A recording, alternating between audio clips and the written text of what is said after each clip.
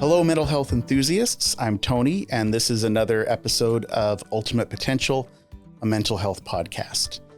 Today, my co-host Craig is not here with me. He's dealing with his father is actually ailing right now, and so he's up in Logan helping his dad. So it'll just be me, but I have a very special guest, someone I've known a long time, maybe almost 20 years. Mm-hmm. I am here with Cindy White, and Cindy is going to be, she's an expert in EMDR, among other things. She's a mental health clinician and an all-around really great person. And so we go way back, and I'm just so excited to have you as my guest. Welcome. Thank you. Glad to be here, Tony. So Cindy, can you maybe start out by telling us a little bit about who you are, a little bit about your personal background, your professional background, just kind of catch us up to speed on who Cindy is. Okay, sure. So I live in Highland, Utah. My husband and I raised our family there. My kids are scattered all throughout the Pacific Northwest and the West Coast. When my kids got a little bit older, I went back to school and got my master's in social work. When I completed that program, I went to work for a wonderful agency. It's called the Greenhouse Center, and had wonderful supervisors and mentors and great friends. And when I felt like I had enough experience, I went out into private practice. So in 2017, I went into private practice and have been doing that. And then during the pandemic, when in-person kind of shut down, I went to telehealth and have been doing that ever since. So you're available to help really anybody from coast to coast of tropical Utah. You're licensed in Utah, so you can help anybody. I'm licensed in Utah, yes. And in addition to doing clinical work, I'm also an EMDR consultant. Okay. So I work with EMDR trained therapists. We staff cases and just support their learning. I do group and individual consultation. And then I'm also an EMDR training facilitator. So I work for the EMDR Institute, and I volunteer for HAP Trauma Recovery, helping with their trainings. Okay. So very good. Yeah. Thank you. Yeah. In fact, funny story, our clinical director at Telos, Drew Davis, used to work with Cindy at the greenhouse. The greenhouse. The greenhouse. Yes. Uh-huh. And I remember when we got Drew to come to Telos, Cindy was really gracious, but she was like, this is tough because he's very valued here at the greenhouse. But we got Drew here, and we've been really happy with him. Yeah, we were reluctant to have him, but sorry about he's that. He's a great guy. Hope you've healed he's from that. He's found a good home. Okay. Well, okay, let me tell you about my experience with EMDR. By the way, that's the topic of today. We're going to be talking about EMDR, which is a type of therapy often used in helping people overcome trauma, deep trauma. So let me tell you about my story. I have this son named Truman, and he's always been kind of an anxious, high-strung kid. And when he came out of the womb just keyed up and anxious and worried, and he's been that way his whole life. He's 22 years old right now. Well, when he was little, I would say he was 4 or 5 years old.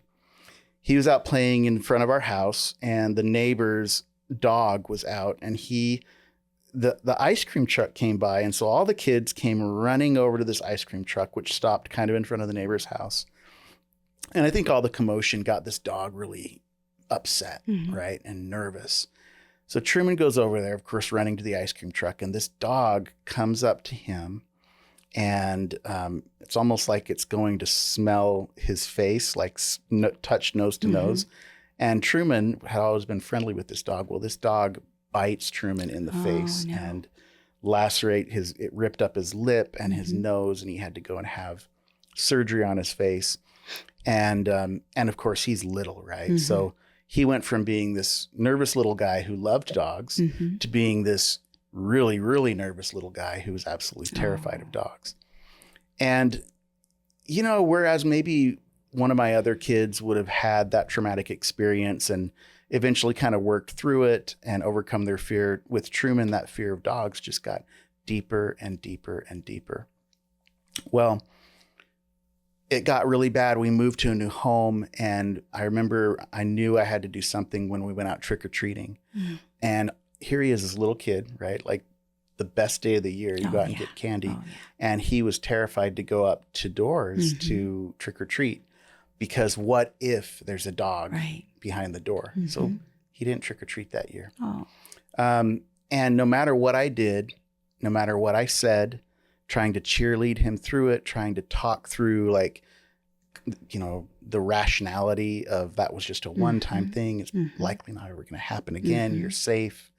I would even try to do kind of exposure therapy and get him around, you know, friendly dogs, and it wasn't happening. Well, one day I came across a therapist who I knew in my life named Leslie Brown, who is, she's I guess a co-therapist. She's a business partner with me. She works at the same practice. Leslie's wonderful, every bit as wonderful as Cindy. They're actually kind of birds of a feather. Well, Leslie offered to come over and do some EMDR with Truman. And at this time, even though I'm a therapist, I wasn't a believer in EMDR. And this is, keep in mind, this is like 15 years ago, maybe more. I just wasn't a believer. Something about the modality, something about, you know, I just thought, could this really work? Well, Leslie comes over and she does a session in our home with Truman, one session of EMDR, and she has him talk through this experience. And while he's doing that, she's doing this technique, which I think that Cindy will tell you about. And it was amazing, like magic. The next day, it was almost like this trauma had been balled up in a knot in his brain, and it was just stuck in there. And something about this EMDR session just kind of untangled the knot, and that trauma flushed itself out of his brain. And suddenly he was not scared of dogs, and he was able to go trick-or-treating, and he was able to go play with the neighbor's dog. And it was like a night and day difference. And from that day on, I've been a huge believer. That said, I have never become EMDR certified. And I don't know as much about it as I'd like to know. So I'm sure our listeners are curious. I mean, trauma, right? It's everywhere. It seems that everybody's dealing with unresolved trauma, and more and more. I mean, more and more, it seems like this is a traumatic world to live in, whether it's big T trauma or little t trauma. So we all have a need for healing.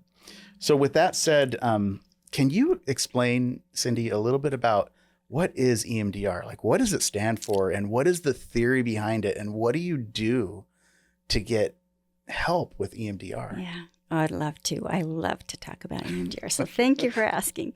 So EMDR stands for eye movement desensitization and reprocessing. And Francine Shapiro, who observed the phenomenon and developed the model, the name's a bit of a misnomer. She said at one time if she could rename it, she would just call it reprocessing therapy. But the idea is that whatever is disturbing, disrupting, distressing us in the present is based on what's unresolved in the past. So just give you an idea of how this works. We all have what we call adaptively stored memory networks and maladaptively stored memory networks. So adaptive memory networks, it's not just positive, happy memories. We can have challenging life experiences, adverse life experiences, even traumatic events, but it's all in the way that they're stored. So let me give you an example. Let's say someone has had a cancer diagnosis, and they've been through treatment, and experienced all of the challenges with going through that type of an experience. But they're able to speak to it as, this thing happened. And at the time, I was really terrified. I didn't know what this meant. I knew the treatment was going to be rough. But I had my partner there to support me through. I had a good doctor and medical staff that I knew were doing the very best for me. I had family and friends to support me through. And though I would never wish that on anyone, and I would never choose to go through that again, I can say that I've come out of that experience with a greater appreciation for the sanctity of life and relationships. And I feel like I really value my time on this earth in a different way. So that would be an example of somebody going through an adverse life experience and having it stored in an adaptive way. It's just part of the narrative. We can remember how we felt at the time. We can remember what was difficult. But when we think about it now, we're not triggered into anxiety or fear. We're not responding to the there and then. We're responding to the here and now. So I've heard that described as post-traumatic growth, yes, right? Exactly. Instead of post-traumatic stress disorder, right. post-traumatic growth. Exactly. Most of us have had those really difficult times, and we look back and we say, that made me stronger, yes, right? Exactly. But that's not always the case. It's not always the case that trauma makes us stronger. Sometimes it isn't stored in an adaptive way. Yes. So we all have maladaptively stored memories as well. So an example of that might be, let's take a veteran, someone who was deployed and experienced traumatic events. And they come home and they have what we call PTSD. So they're hypervigilant. They have an exaggerated startle response, and certain things trigger that fight, flight, freeze response in them. So let's say that they're on the 4th of July and they're hearing fireworks, and it creates this incredible fear avoidance response in them. They're not responding to the fireworks. They're reacting to what's unresolved in their past. Mm-hmm. And we all it doesn't have to be a big traumatic event.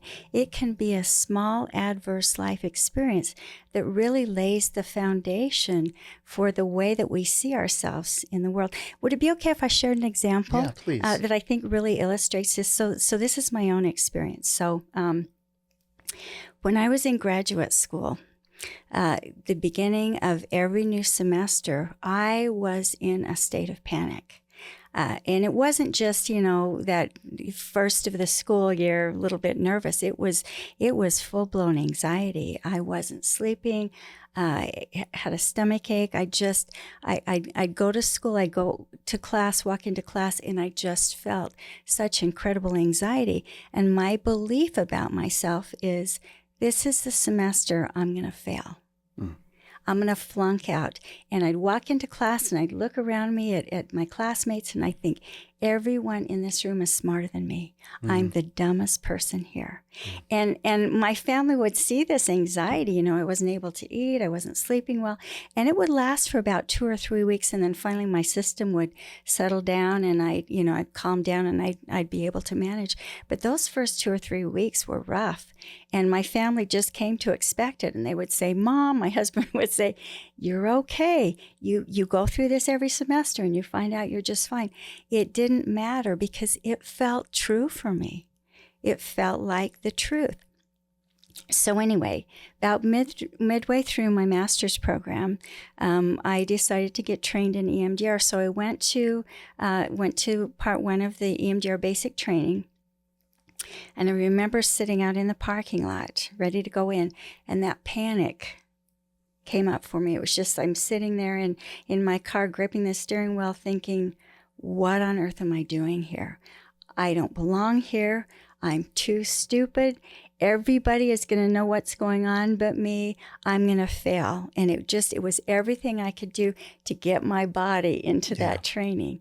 So, sat through the morning instruction, and then in the afternoons, we would break out into a practicum where we would actually practice what we learned in the morning.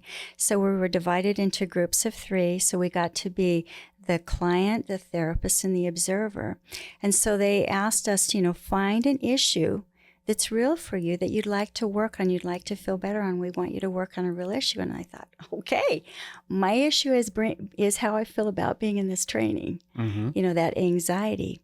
And so keep in mind, that this little group of 3, as we're working together, and we've got a facilitator supporting us, but we've never done this before. So my therapist, the person who is acting as my therapist, is reading from her manual. Never done this before, never seen this material. It's brand new for her. It's brand new for me. So she's reading through her manual, taking me through the process of identifying what is that memory network that is getting triggered in this moment. So she starts out by asking, what's the issue you want to work on today? And I said, it's anxiety in new learning situations. And she's following the script. And the next question is, and what's your most recent experience of that? And I said, well, it's this morning, sitting out in my car, feeling that anxiety about what am I doing here? I don't belong here. I'm going to fail. Next question, what's the image that comes to mind that represents the worst part of that experience? It's just sitting in my car, gripping my steering wheel. Just, what am I doing? Next question, and what's the negative thought you're having about yourself right now as you bring up that image? I'm going to fail. Yeah. And when you bring up that image and those words, I'm going to fail, what emotions are you noticing now? Oh, panic, anxiety, fear, shame. Next question, where do you feel that in your body? I feel it in my core, right here. Next question is, so as you bring up that image, those negative words, I'm going to fail, and notice where you're feeling that in your body, just let your mind connect back to earlier times that you may have felt something similar. So my therapist has connected me to the felt sense of that experience. That experience is kindled, it's living in me, and now my mind can go back to what feels similar. Next thing that came up for me is, taking Spanish in college. Walking into the classroom, just the smell of the building just brings up that anxiety for me. Okay, and as you focus on that experience, notice what else comes out for you. 9th grade algebra. As you focus on that experience, what else comes up for you? So what we do is we're taking the person from the most recent experience, tracking the memory network to the very earliest experience of that felt sense of I'm going to fail. Right. What came up next just shocked me. I went, oh my gosh, it's 2nd grade. It's the clock test. My therapist said, tell me about it. So I'm sitting in my classroom. The teacher's passing out, those little mimeograph sheets that, the purple, everything's and they have that smell. Yep, it does. I remember. Yeah. Only people of a certain age. Right. I just dated myself, didn't I? Okay, so she passes out this paper. I'm staring at the paper, and it's clock faces. And underneath it says, tell what time, whatever it is on the clock. And it's the clocks with the big hand and the little hand. Which was hard for me. Probably hard for everyone. Well, for me, it was like I am seeing this for the first time in my life. I mean, of course, I knew what a clock was, but I had no clue what those were even called hands, for crying out loud. Yeah. So I'm staring at this page, having absolutely no clue what I'm supposed to do with this. And looking around the room and thinking, I'm watching my little friends with their pencils, and I'm thinking, everybody else knows what to do but me. I'm the dumbest kid in the class. That was the foundational memory that followed me throughout my life in every new learning situation. So nobody was mean to me. My teacher didn't yell at me. I wasn't being abused. But it was that experience of feeling helpless, powerless, and existentially alone in that moment, and not knowing what to do, and not thinking there was anywhere I could go for help. And so that was stored in your brain. That was stored maladaptively. Yes. So what that means, a maladaptively stored memory, means that it's stored in state-dependent form. So the images, the beliefs, the emotions and the physical sensations that were present at the time, that's how that memory gets locked in. And it gets locked in to where we can't take in any other information about that experience. So did I eventually learn how to tell time? Of course. But in that moment with that memory, that was the end of the story. Mm-hmm. I don't know what to do. Mm-hmm. I can't learn. Interesting. Yeah. So even though, yes, eventually I learned to tell time, that information didn't link up with that original memory. Mm-hmm. So what happens when we have a maladaptively stored memory that gets locked in state-dependent form, when we have an experience later that kindles that experience, all of a sudden that information gets activated. That felt sense of, I'm stupid, I can't learn, that anxiety, that fear, that shame, that visceral reaction, all of that gets activated. Now, was I consciously aware of that when I would go into my classes in grad school? No, I wasn't thinking about the memory in second grade. It was completely out of my conscious, but it was kindled on an unconscious level, and I was reacting to that experience rather than responding to what was happening to me. Interesting. Yeah. So what does EMDR do with that maladaptively stored memory? Yeah. Good question. So what my therapist did is, again, following that script. So that's the activation phase. That's what we call actually at that point we were just mapping out the memory network. So we could see the distress in the present, that anxiety in new learning situations when we activated the most recent experience of that, and then the brain was able to link into other times that felt similar to that core foundation. We call that the touchstone event. And then the next day in our practicum, that's what we started to reprocess. So EMDR is an 8-phase protocol.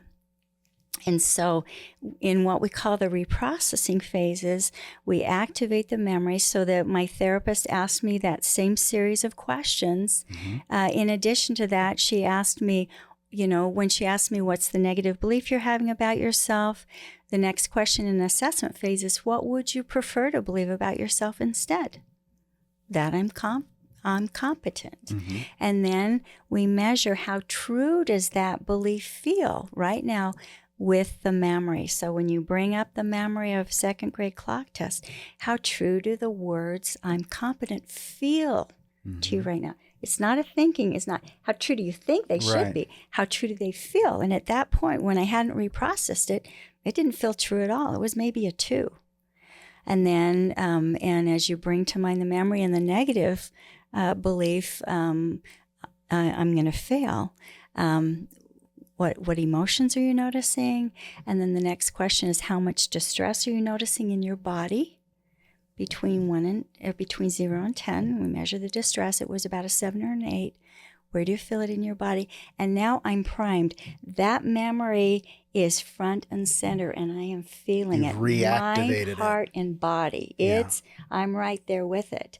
And then we start the process of what we call desensitization, where we incorporate bilateral stimulation to help decrease the level of distress until that memory is a 0. There are different ways we can do bilateral stimulation. The most effective way, and the way that the research bears out that this is the most effective way, is through eye movements. We're not really exactly sure why that works. There are a lot of theories. There's the theory of the orienting response. So when we're in a novel situation, we use our orienting response to cue into present conditions of safety. Mm-hmm. So it's that orienting, and we're assessing, and we naturally do this when we're, we actually naturally do this when we're in looking around back and forth. Yes. Now, when you say bilateral stimulation, mm-hmm. you're talking about bilateral, meaning the two different parts of the brain. Yes, left to right. Left to right. Right. Okay. And so eye movements, again, the research shows that eye movements, what we notice with eye movements is we can experience high levels of emotional arousal, somatic experience, and that will decrease much more rapidly with the eye movements. So it's that orienting response that helps decrease the level of arousal. The other theory is the taxing working memory. So when we bring memory out of long-term storage into working memory form, it's more labile. We can manipulate it, so to speak. And so we can bring in new information about the experience and actually change the way that it's stored. So we're actually, sometimes we speak of ourselves in EMDR therapy as we're in the memory storage business. So we bring a memory out of maladaptive storage into adaptive storage. So moving it from implicit to explicit memory, which is just part of our narrative. So we start the eye movements, and during this process, we're just noticing what's coming up. It might be a thought, it might be an emotion, it might be a physical sensation. There's no right or wrong to this. You're just simply observing what's happening during the eye movements. They go for about 30 seconds. Then the therapist pauses. Let it go. What are you noticing now? And then you report on what you're noticing.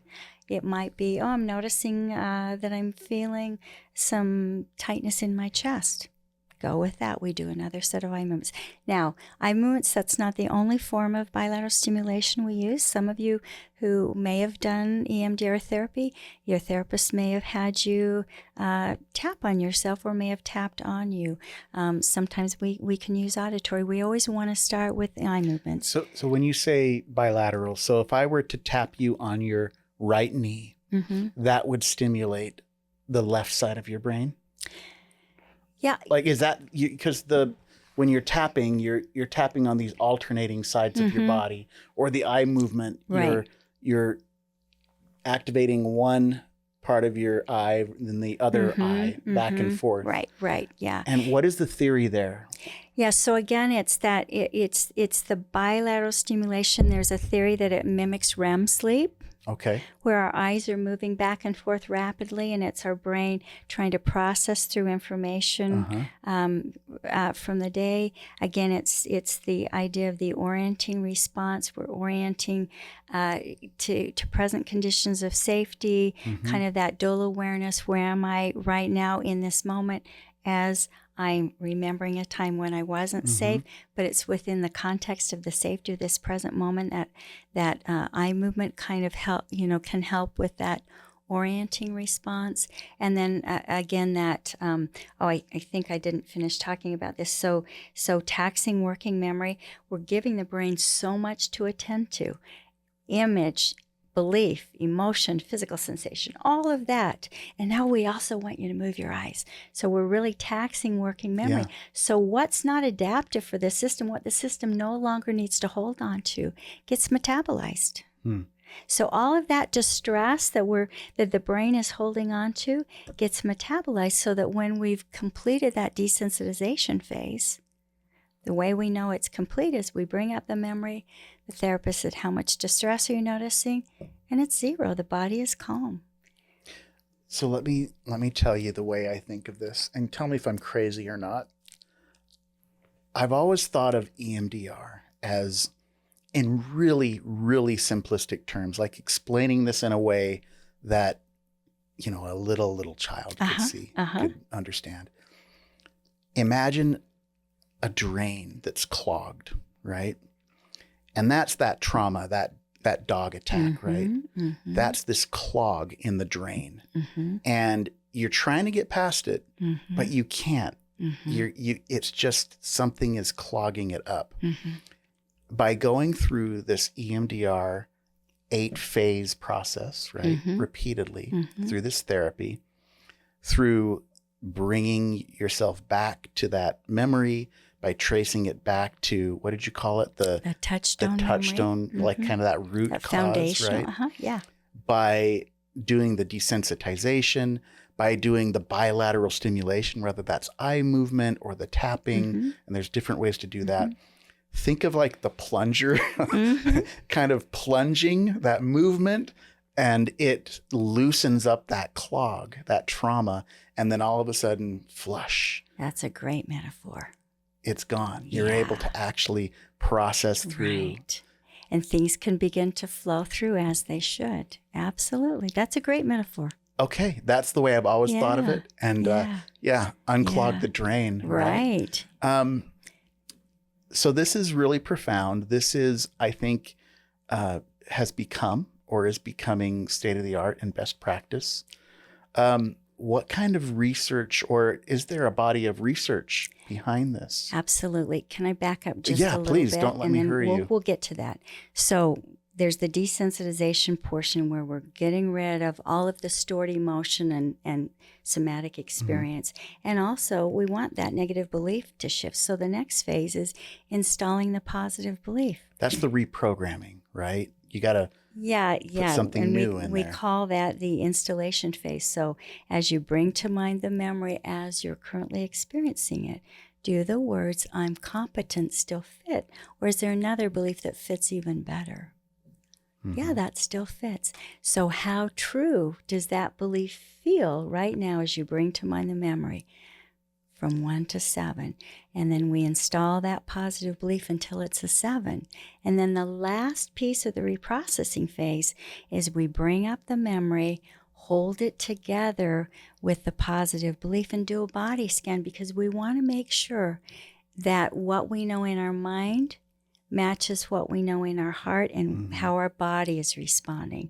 So if there's any protest from the body, we want to pay attention to that. We want total integration, mind, heart, and body. So here's the cool part. So now I look at the memory and it's not bothering me anymore, which is great. But here's the real test of EMDR therapy. This is the real power of it, is the trait changes that we notice in our lives as a result of clearing out that touchstone memory. So let me tell you what happened to me. Okay. The next week after I'd finished my training, I'm in my grad program, and I had this professor who is a nitpicker. Everybody's a little bit like, oh, you got this professor. So we had to record ourselves doing a couples session. I'd never done that before, completely new. I didn't know what I was doing. Recorded the session, and then I have to watch it with my professor. So we're going through, and he's giving me great feedback, and he really, this and this you could have done. Fine. I'm calm. And if anything was going to trigger that, oh my gosh, I'm not competent, it would have been a wreck. Yes. Yeah. So he gets finished and he says, so tell me what you think as you're watching this. What's your sense of the work you did? And I looked at him and I said, well, there's a lot I have to learn. And given that this was my first time ever doing a session, I think I did okay. And then I went, who said that? Yeah. It was so organic and so natural and such a trait shift for me. That's the power of EMDR therapy. It's not just about this memory doesn't bother me. It's how that's translating into how I'm doing my life currently. Now, for a lot of people, certainly it's not just a one memory thing. We have to look at current triggers and other memories that may be contributing. So it's not just we got to do one memory and then we're good to go. But that was my experience. And remember, this was a therapist who didn't know what they were doing. Mm-hmm. They were reading from a script. So that speaks to the power of the model, because that was a profound experience for me. Wow. Yeah. That's amazing. So you talked about at the end holding in your mind these two states. One would be the state, the old triggering state of I'm not competent, the anxiety. And the other one would be this new belief or this new state of I'm competent, I can do this. And you kind of compare the two. So let me just clarify. Yeah. What we're doing is we're bringing up the memory as it's currently being experienced. It's different now. Okay. There's no distress with it. Right. So we're not comparing how did you feel at the beginning to how you feel now. It's how are you currently experiencing the memory, and with the positive belief, does that match? Is that true? That's what we're measuring. That's the final test. Okay. I think I just want to point out how rational thought isn't necessarily the solution for trauma, because so often I think, somebody that didn't know any better, they would have said, Cindy, you were in second grade, come on, no little kid knows how to tell time, in second grade. Don't be so hard on yourself. Kind of snap out of it, right? I have a person in my life who, when he was in early elementary school, he had a little bit of baby fat, and he was walking down the hall, and this girl walking toward him just looked at him and said, "Ooh, you're fat," right? And he just crumbled. And that was that touchstone event for him. And throughout his life, he's been now collecting evidence. Yes. Even though if he were to look in the mirror, even when he looks in the mirror, he can probably rationally say, well, I'm not a heavy person. Right. I'm actually quite thin, right? But that doesn't change the primal response to that wound and that trauma. Yes. And he doesn't quite know what to do about that. It's like, how do I escape from this automatic response that just seems to be, it's the clog that's in there that I can't get past, and I can't logic my way out of this. No. So for someone like that, EMDR would be a really great thing to try, I would imagine. I think so. Yeah. Okay. Yeah, I think so. Because it's so many people in our lives, like I even, with my son with the dog bite, I remember just thinking, almost I was a little bit frustrated. Like, come on, let's go trick-or-treating. This is ridiculous. That thing happened a couple of years ago. Right, it's illogical. Get over it. There aren't even dogs around here. I know there's not a dog in that home. I know there's not one. So let's go up and knock on the door. Still, he couldn't do it. No. You can't logic your way out of it. No, that's what's resonating as truth. Just like I promise I didn't flunk out of grad school. There was not a semester that, but that was my reality. And I couldn't talk myself out of it. Yeah. So those beliefs resonate, not just on a thinking level, but on a visceral level. Yeah. It's held in the body as truth. And I think I would want our viewers and our listeners to really know that there are things that happen in your life that are traumatic, that affect you. And I think a lot of times we're hard on ourselves. We think, well, I didn't go to Iraq. Right. I haven't been, in a firefight. I'm not a first responder that's seen people die. My parents didn't abuse me. Right. I don't have learning differences or learning disorders. I haven't failed out of school over and over again. And yet I'm affected by these pervasive, persistent feelings and this blockage. And,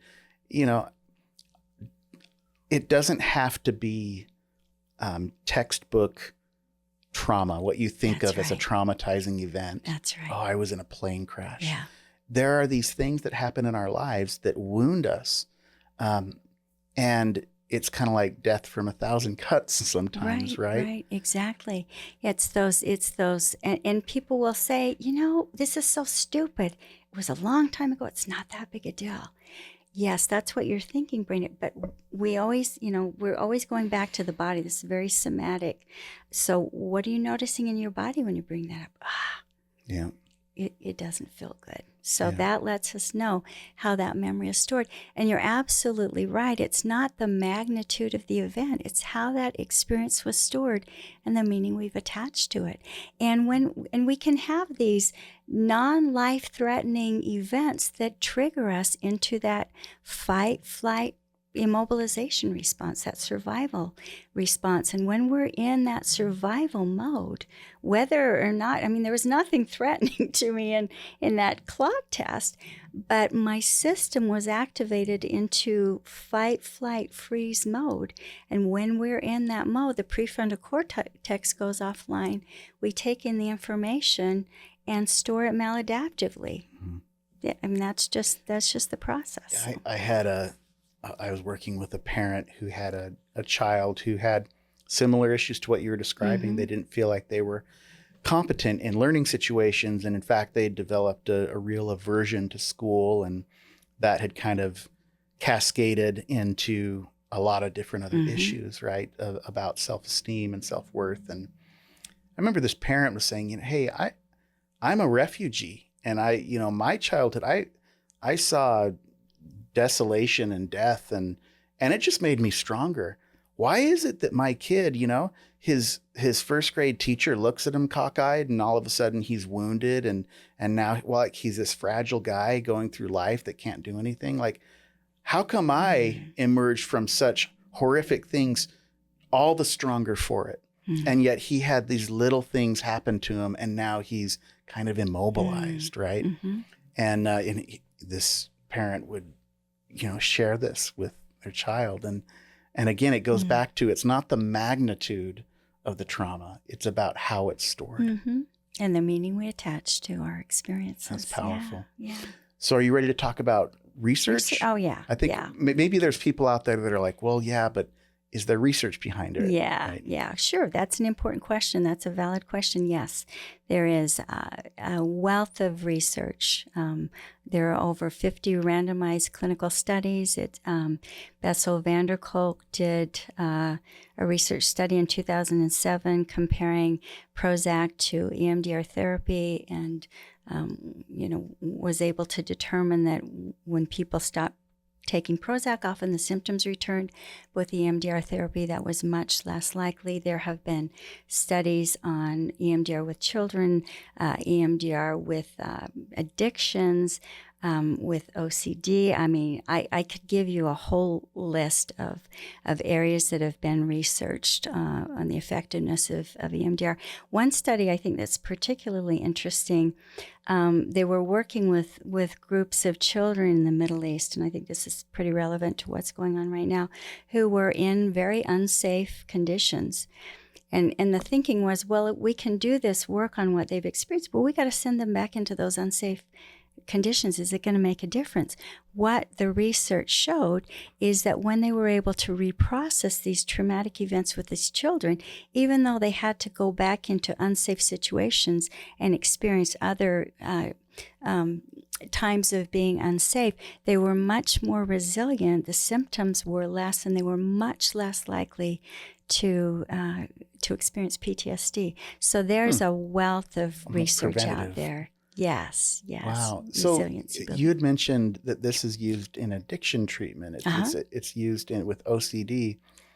Eating disorders, children. So is EMDR always going to be targeting some kind of stored trauma?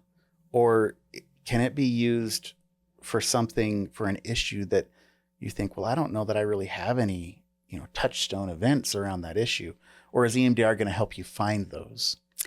Yeah, so here's the interesting thing. Memories in a memory network are not necessarily connected by content. They're connected by felt sense. So like with addictions, we want to look at, the behavior is the symptom, but what's the underlying issue? So for some people with addictions, the first time they smoked pot, they felt relaxed. Mm-hmm. They felt socially connected to other people.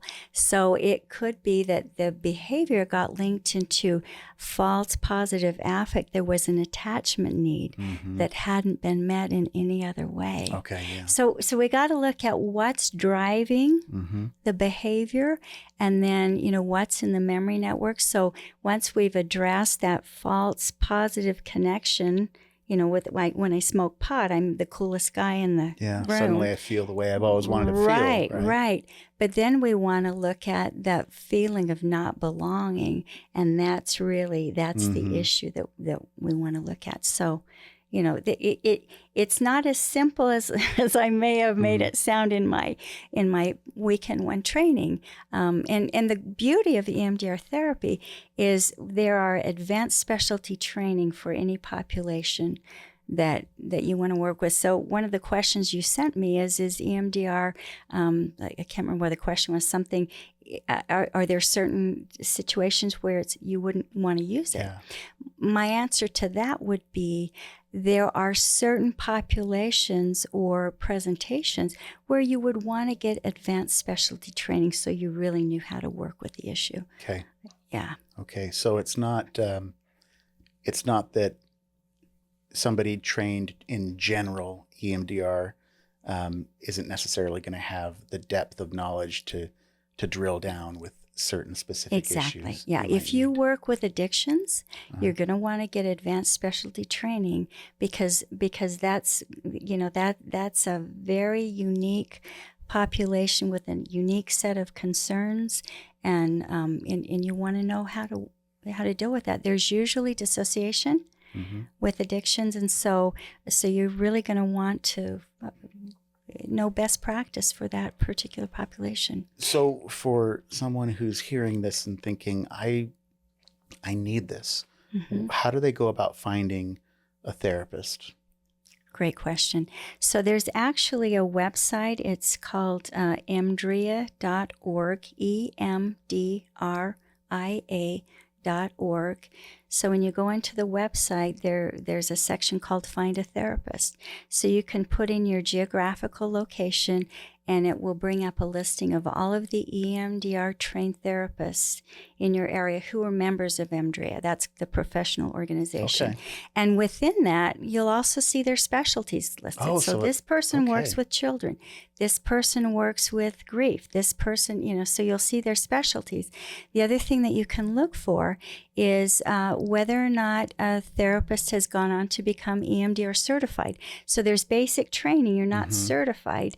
Being certified means you've gone above and beyond the basic training. You've done advanced specialty training in a certain area, and you've gotten 20 additional hours of consultation. 10 of those are individual. So that just tells you this person's done more than just the basic. Now, that's not necessarily a guarantee that it's going to be a good fit for you, but that's a good indication. And then beyond that, you might see that your therapist, that a particular therapist is a consultant. And again, that just means for you more training, more experience. But that's not to say that a therapist has to be certified or a consultant to be able to do good work. What you want to look for is, are they practicing with fidelity to the model? So when when you have identified some therapists, reach out to them and have a list of questions, that you want to ask. Can we talk? Or, sometimes if you do a consultation before, you might get charged for that, so, but sometimes just asking a few questions. I would want to know, what organization were you trained through? There are a lot of people doing EMDR trainings, and they're not equal. They're not all equal. Yeah. So I work for the EMDR Institute, and for me, that's the gold standard. Okay. That's the original training body. They've been around since the beginning. All of their trainers are top notch. They're just in a league of their own. That's the gold standard, in my opinion. And then you've got HAP Trauma Recovery, which follows the same training model. But HAP Trauma Recovery is an organization. It's all volunteers. So, when there's a crisis around the world, HAP will go in and provide support for people who've been traumatized. And it's also an organization. So if you work for community mental health for a nonprofit, you can take the training for a reduced rate. So those are the two organizations that I work with. And so those are the questions I would ask. Who did you train with? And are you following the model with fidelity? Okay. Because some people are like, yeah, I use EMDR, but I'm also really, now I'm not knocking IFS, but let's say, but I also practice IFS, so I just kind of do a little of both. Like you're eclectic. A little of this, a little of that. I'd be a little bit concerned. Yeah. If I'm going to do EMDR therapy, I want someone that's fully bought into the model and has spent the time really learning it. So when you start EMDR, you start out as a really good EMDR technician, so to speak. Mm-hmm. I can follow the model. I know what comes next. I know how to work with if people get stuck, if defenses get activated, and I know how to work with that. But the more experience you get, the more training you get, then it starts to become an art. And then Yeah. you start practicing the art Yep. of EMDR therapy, Yep. and that's when it gets really fun. So Cindy, we're about up. Out of time. This has been fascinating. I feel like we've just scratched the surface. I'm wondering if you were to speak to somebody out there who's listening, who's feeling hopeless, right? Like they just feel like they will never overcome this blockage. What would you share? What would you say to them? I would say that we are designed to heal. Just like physically we get a cut, our body knows how to go into healing mode. And I feel like that's true for us emotionally, mentally. But sometimes we need someone that can help create the conditions for that to happen. And EMDR therapy, in my mind, is what creates the conditions for our system to do the work that it's naturally designed to do. What a beautiful and hopeful message. You are designed to heal, Mm-hmm. right? It's naturally within your capability. Yes, I we believe just sometimes need a few more resources and the conditions to be right. That's right. Wow. Thank you. Okay. I'm going to share a little bit about Cindy, and then I'll let you kind of close out with anything else you'd like to say. So like we said in the beginning, Cindy has a practice here in Utah. She does telehealth. You can go to her website, inherenthealingandgrowth.org. And if you don't know how to spell inherent, I don't either. You'll have to go look it up. Inherenthealingandgrowth.org. And you can learn more about Cindy, and you can contact her in that way. Cindy is an EMDR facilitator and consultant. So those who are working towards their certification, who are doing those 20 hours of consultation, Cindy helps therapists with that. And you brought a book. This isn't a book that you wrote, but maybe tell everybody about this book if they want to learn more. Sure. So if you are curious about EMDR therapy and wondering if it is a good possibility for you, this book is called Every Memory Deserves Respect, EMDR. And it just talks about the model, gives a lot of case examples. So it's a very good book. You can find it on Amazon. Looks like the author is Michael Baldwin and Deborah Korn. That's right, yeah. Every Memory Deserves Respect. It's beautiful. Cindy, is there anything else you'd like to share with our listeners? Anything you'd like to plug, a cause, anything? Oh, I I think, I was thinking about that question. We live in a time of great turmoil, as you mentioned, and our world often doesn't feel safe. So just encourage people to really make sure that they are engaging in self-care. I think particularly this year as we move towards November and, things that we're concerned about, that we're doing something daily to make sure that we're really centering, grounding ourselves. I really believe in the power of rituals, daily rituals, whether it's sitting on the couch with a cup of tea, praying, meditating, just taking that time for self, coming up with something that you do weekly, whether that's going on a hike or spending time with friends, something that you do monthly. Whether it's getting out into the desert, and then something that you do yearly. I think, just rituals that we create around what do I need in this moment, in this time of my life, to really be grounded in what I have control of, as opposed to what is beyond my control. I'm a big fan of retreats. There's a lot of retreats that appeal to different people. I like to do yearly a silent retreat, and that's really meaningful for me. So yeah, just really taking a look at where we are right now and what is it I need to be able to be in the best place, and not in that feeling of the world is not safe and I'm not safe, but rather some things about the world feel unsafe and I can be safe. Yeah.